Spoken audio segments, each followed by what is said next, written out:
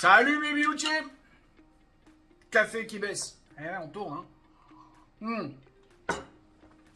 Alors vu qu'en plus je tourne des trucs à l'avance, là, déjà, oh là là, par rapport au jour où je tourne, c'est déjà un moitié en retard, mais quand vous allez le voir, c'est encore plus. Mais c'est pas grave parce que j'ai dit, je fais pas de l'actu. Je traite les sujets de manière intemporelle. On va revenir sur l'affaire Lola. Pas pour parler de la pauvre Lola et de ses pauvres parents, frères, son père qui en est mort, enfin bref, non. Écoute donc ça. Mais certains avocats dénoncent le principe de la peine infligée à Dabia Benkired.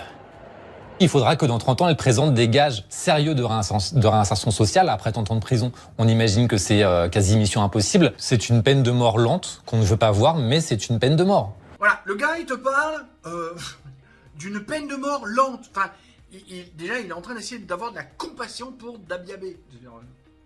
Ok ? Mais il vient te parler de l'incompressibilité de la peine. Heureusement, non ? Et ces gens... Alors, il faut savoir que la majeure partie des avocats, au moins quand j'y bossais il y a 25 ans, le plus gros barreau, c'était Paris avec 15 000 avocats, et ils étaient pratiquement tous socialistes, voire communistes. Hein.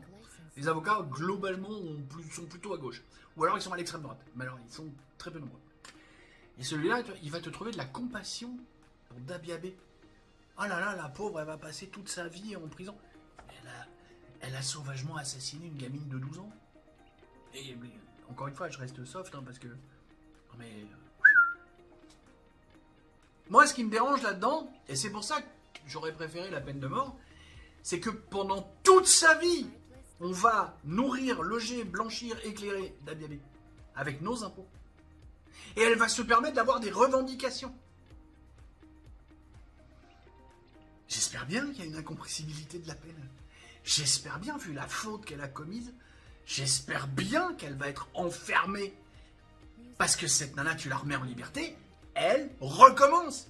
Comme ils disent dans les milieux juridiques, elle récidive. J'ouvre le débat. Dites-moi, peine de mort, oui, non.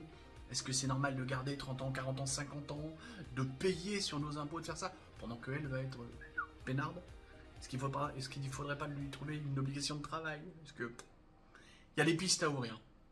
J'essaierai un jour de faire un format horizontal là-dessus. Ça marche? Allez! Bisous, bisous, poutou, poutou, poutou. Tchuss!